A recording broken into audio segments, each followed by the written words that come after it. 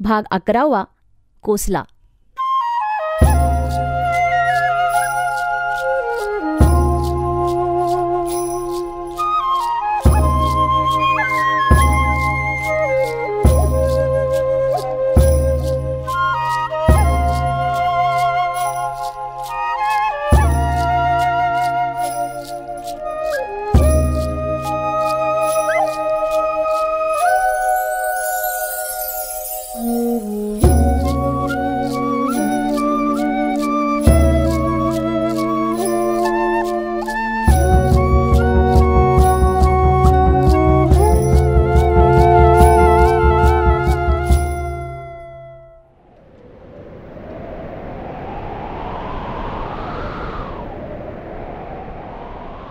एकदा पाटील नको नको म्हणत असताना मी त्याला पर्वतीवर नेलं.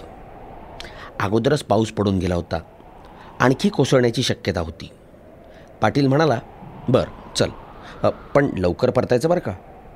मी त्याचा हात धरून पर्वतीवर एका दमात चढून गेलो.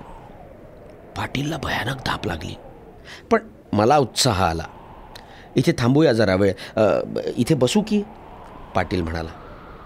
पण मी त्याला ओढत ओढत थेट वरच्या पडक्या भिंतीपर्यंत नेलं. मी आनंदित होऊन पडक्या भिंतीवर बसून गारेगार ओला वारा अंगावर घेत पलीकडची शोभा पाहत होतो. शेवटी अंधार पडला. पाऊस देखील थोडा थोडा सुरू झाला. पाटील म्हणाला, आता निघूया. उतरताना मी मुद्दाम पायऱ्या सोडून आडवळणानं खडकांच्यावर उड्या मारत मारत चाललो. पाटील माझ्या मागोमाग सांभाळून चालत आला. मध्येच मी थांबायचो. तो आला की मग उड्या मारत पुढे. पाऊस आता चांगला पडायला लागला. आम्ही भलत्याच रस्त्यावर उतरलो. पाटील माझ्याबरोबर भिजलेल्या कपड्यात कुडकुडत होता. मला भिजल्यानं भलताच उत्साह आला होता. तो म्हणाला, बसनं जाऊया, मला थंडी वाजते. मी म्हणालो, त्यापेक्षा बसचे पैसे भेळेवर खर्च करू आणि पायी जाऊ. मग आम्ही भेळ खात खात रस्त्यानं चालत चालत हॉस्टेलवर आलो. मी लगेच जेवायला गेलो. पाटील म्हणाला, आज मी जेवत नाही. रात्री पाटीलला भयानक ताप आला. हे मला सकाळी कळलं. मला फारच वाईट वाटलं. पाटीलला झेपत नसलं तर आपण इतकी बळजबरी का करावी. दुसऱ्या दिवशी पाटीलला आणखी ताप चढला. तो दिवसभर कांबळ पांघरून पडला. मी हॉस्टेलच्या डॉक्टरला आणलं. 2 दिवस त्याची शुश्रूषा केली. खोलीवरच त्याला जेवणाचं ताट आणून देत होतो. त्याला माझ्या खर्चानं कॉफी पाजली. औषधासाठी नियमित डॉक्टरकडे जायचं. तो नको नको म्हणत असताना माझी गादी त्याच्या खाटेवर टाकली आणि मी नुसत्या सतरंजीवर झोपलो. रात्री मी त्याच्याच खोलीत वाचत पडायचो. त्याला नियमित औषध पाणी करायचो. तो बरा झाल्यावर मी ठरवलं, पुन्हा कुणावर अशी बळजबरी करायची नाही. असं मनसोक्त फिरणं, भिजणं, हिंडणं, वाटेल तसं वागणं, काहीही विक्षिप्त करणं फक्त सुरेशबरोबरच. आमचं लहानपणापासूनच असं स्वच्छंद वागणं चालू आहे. ते एखाद्याला माहीतसुद्धा नसेल. आपण अगदी आपल्यासारखंच दुसरा वागेल असं का समजावं. एका दगडासारखा उभेऊब दुसरा दगड नसतो, तर एका माणसासारखा दुसरा माणूस नसेलच. हे लक्षात घेऊनच आपलं वागणं असावं.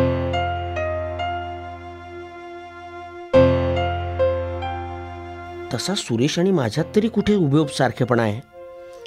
आपल्यासारखेच थेट हुबेहूब आपणच असतो. तरी पण निदान सुरेश आणि मी बरेच सारखे सारखे. आपल्यासारखा दुसरा माणूस आहे की नाही हे आधी पाहून घ्यावं.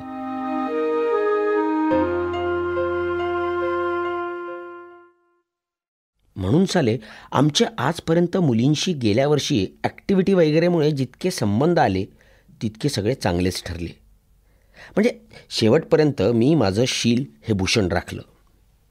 इतक्या मुली पाहिल्या, पण वाईट मार्ग कधीच नाही. पण करमणूक म्हणून सुद्धा मुली आपल्याला एकूण वैतागच वाटल्या. मी एवढंच म्हणालो की एवढा आटापिटा कशाला. एकतर आपल्याला कोणतीच अस्सल मुलगी भेटली नाही.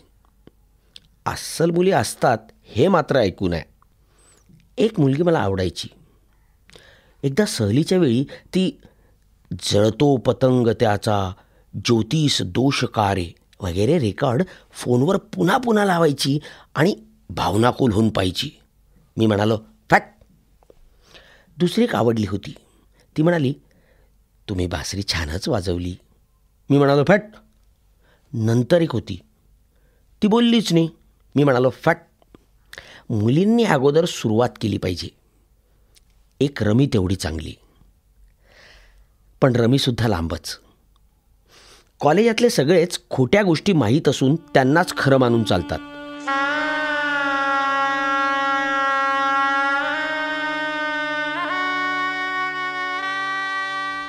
आता हॉस्टेलवर दरवर्षी रक्षाबंधनाचा कार्यक्रम मोठ्या थाटात पार पाडतात. ह्यावेळी हॉस्टेलच्या मुलींनी मुलांना राख्या बांधायच्या. मी गेल्या वर्षी गेलो होतो. एका हॉलमध्ये मुलं मुली जमतात. मुली मुलांना राख्या बांधतात आणि त्यानिमित्तानं प्रेमाची बोलणी पण 2-3 तास चालू. हे भयानकच. रमी रस्त्यानं भेटली आणि म्हणाली, काल तुम्ही रक्षाबंधनाला आला का नाही? म्हणजे रमी तिथं गेली असेल. निदान येणं तरी अशा ठिकाणी जाऊ नये. पण आपण हिच्यावर मालकी गाजवणारे कोण?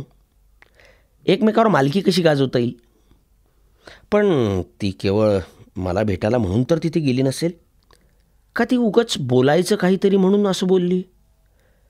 सध्या आपले कपडे अस्ताव्यस्त आणि नूर एकंदर गरिबीचा, म्हणून आपल्याशी कुणीही काहीही बोलतं.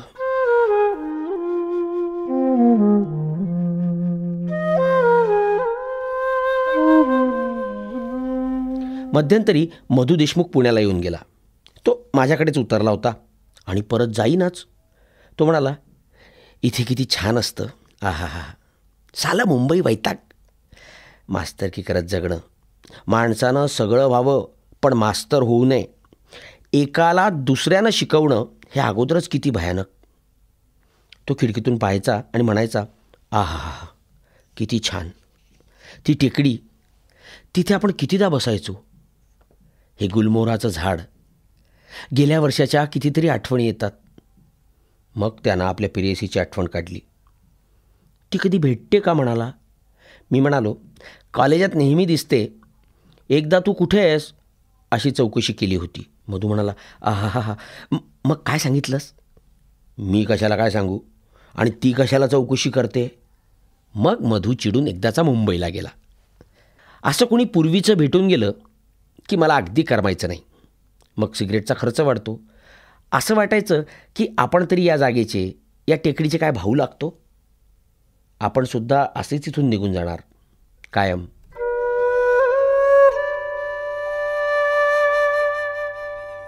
दिवस रात्र खोलीत पडून राहण्यानं खिडकीतून नेहमीचं ऊन, नेहमीची झाडं, नेहमीचे कोण सवयीचे झाल्यानं असं होतं. याच खोलीतून माझ्यासारखे विद्यार्थी निघून गेले असतील. कॉलेजला 60-70 वर्ष झाली आहेत. आणखी प्रलय कालापर्यंत शेकडो इथे राहून जातील. त्यांचा पत्ता लागणार नाही. आपला पण नाही. पण जागेला चिकटलेली मनं कायम अडकून पडतात.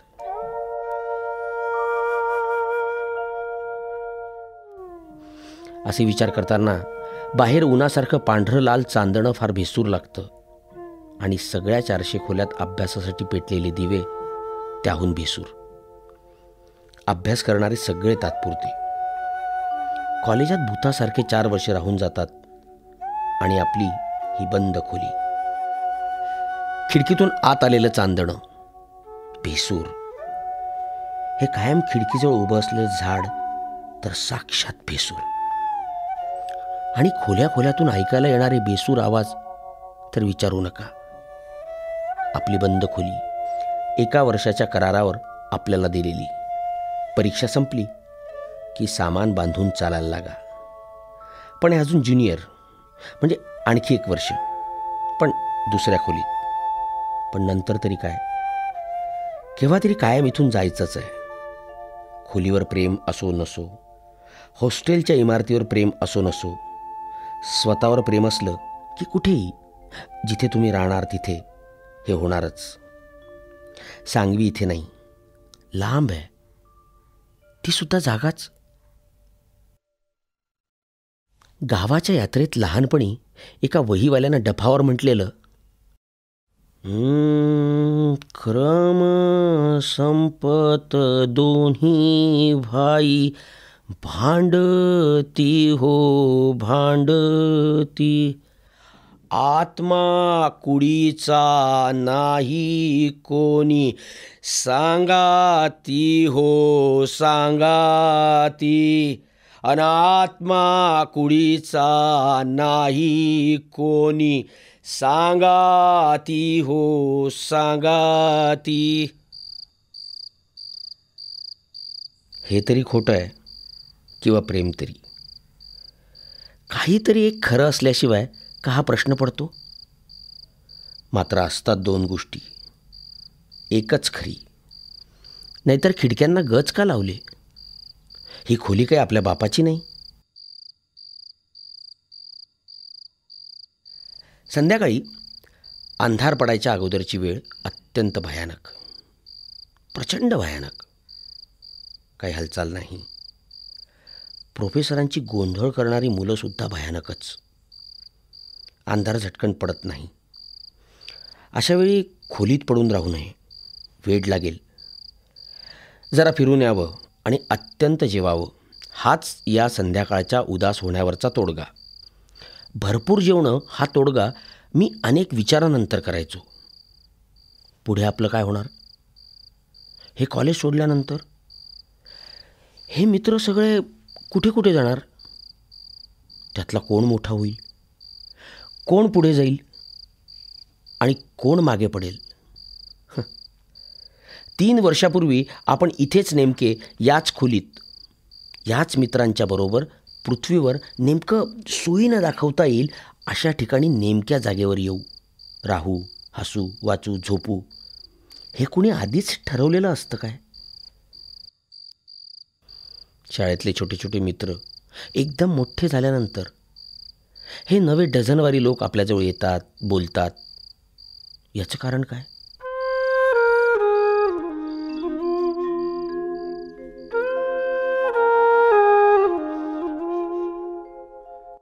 परवा कोड्डमला त्याच्या जातीमुळे कुठली तरी स्कॉलरशिप मिळाली. मी नाव नोटीस बोर्डावर वाचलं.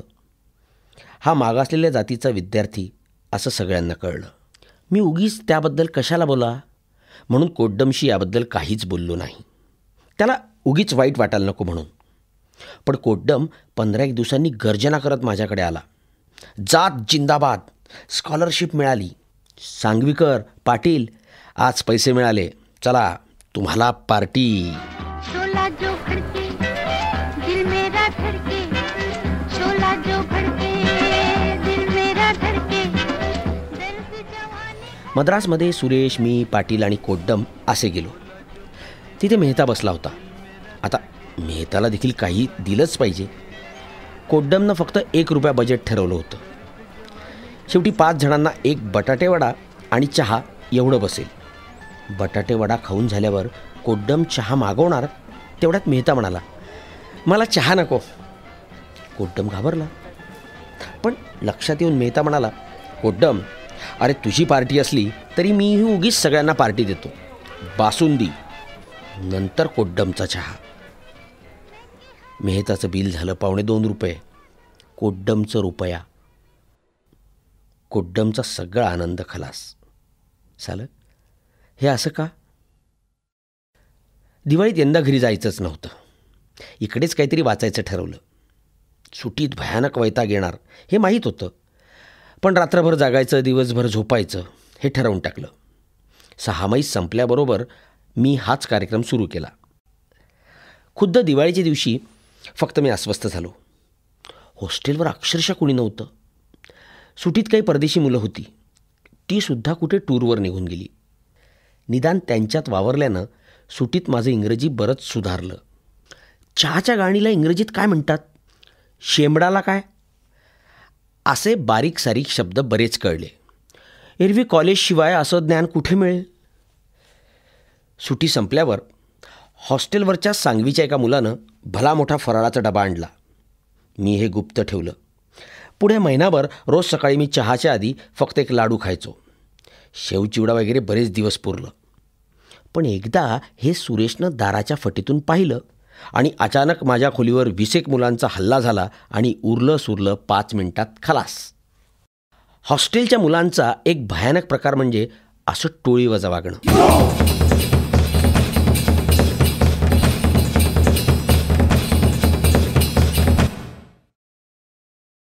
आता सुभाष हा मेंटल हॉस्पिटलमधून बरा होऊन आलेला भलताच हुशार मुलगा. सुभाष 11च्या आत झोपायचा, पण तो डुलक्या घ्यायला लागायचा तोपर्यंत सुरेश वगैरे लुटारू लोक नेहमी त्याच्या खोलीत गप्पा मारत असायचे.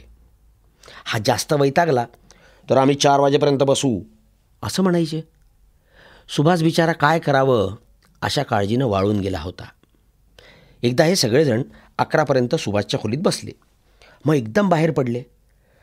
सुभाष ताबडतोब झोपला. मग हे सगळे एकत्र जमले. सगळ्यांनी आपापल्या घड्याळात थेट 5 वाजवून ठेवले. आसपास जे जागे होते त्यांनासुद्धा हा कट सांगून सगळ्यांच्या घड्याळाचे काटे 5वर करून ठेवले. मग त्यांनी सुभाषच्या खोलीवर दांड लाथा मारून त्याला उठवलं. यांनीच आत शिरून त्याचा दिवा लावला. सुभाष म्हणाला, हे काय रे, तुम्ही नीट झोपू देत नाही, हे फार झालं. मोडक म्हणाला, किती झोपतोस साल्या, 11ला झोपलास, आता 6-7 तास होत आले. गोरे म्हणाला, अरे हा मेहता कोलंबोला निघाला आहे, त्याच्या वडिलांची तार आली, आपण त्याला मद्रासनं पोचून येऊ. सुभाष म्हणाला, यावेळी कुठली मद्रास, आणि 6-7 तास कुठे झाले, 12:30 वाजतायत. जा जा बघू खोलीतनं. चेष्टा करावी पण काही लिमिट पाहिजे रे, निघा बघू.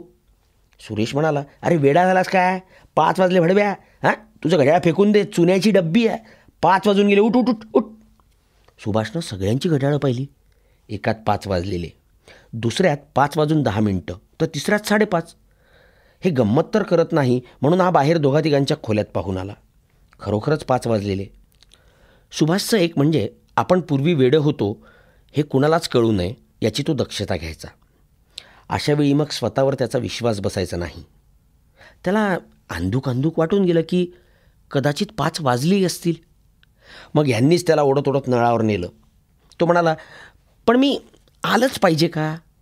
मोडक म्हणाला, म्हणजे काय, अरे मेहताचा तू सगळ्यात जवळचा मित्र, एक वेळ आम्ही आलो नाही तरी चालेल, पण तू पाहिजेसच. अशा बऱ्या बोलल्यानं सुभाष खरोखरच हुरळून जायचा. सुभाष आनंदानं तयार झाला. मग सगळे मेहताकडे. मेहता इतका वेळ अभ्यास करत होता, मात्र टाय कोट वगैरे तयार. मेहता सुटकेस घेऊन ऐटीत बाहेर पडला. सगळेजण बाहेर पडले. एक टॅक्सी उभी होतीच. मेहता आणि सुभाष फक्त टॅक्सीतून गेले. आम्ही सायकलींनी आलोच रे म्हणून सगळेजण परतले आणि कपडे काढून एकत्र गप्पा विनोद करत बसले. अर्ध्या 1 तासानं मेहता एकटा टॅक्सीतून परत आला. तो म्हणाला, चला मलाच तुमच्या सगळ्यांपेक्षा जास्त मेहनत पुरली. आणि सुभाषला एका ठिकाणी उभं करून ठेवलं आहे.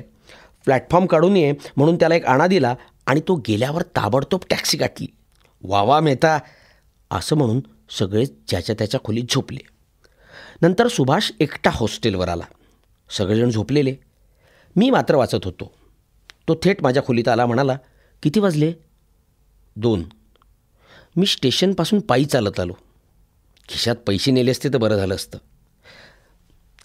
पण हे मला असं का करतात, आता मी यांना काय करू?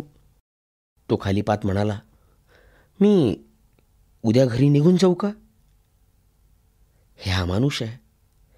एकूण या रानटी लोकांच्या रक्तात हे भिनलेलं. यांना फक्त छळायचेच अनुभव. त्याला आपला तरी काय इलाज.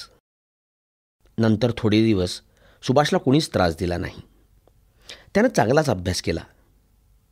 पण सुभाष हॉस्टेल सोडून गेला. जाताना फक्त मला म्हणाला, अच्छा सांगवीकर. हे हॉस्टेल म्हणजे कुणी अर्धमेला होऊन बुडत असलेला माणूस गटांगळ्या खात वर यायला पाहतो, तर इथल्या साल्या चांगल्या लोकांनी त्याला पुन्हा पुन्हा पाण्याखाली बुडवावं आणि काठावर टाळ्या पिटून हसावं, असं ठिकाण आहे का?